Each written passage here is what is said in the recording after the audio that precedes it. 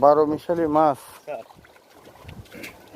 দেখেন বোয়াল মাছ মারা গেছে, মুখের মধ্যে দুইটা মাছ নিয়ে আছে।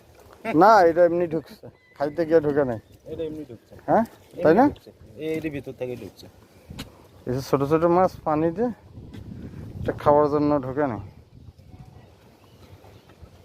এগুলো 5 মিশালি মাছ না? ওই ওই ওই বলটা দেখো, এই যে বোয়াল, এই যে বোয়াল, বুঝছো তো? ওই যে এই বোয়ালই আর ওই বোয়াল সেম।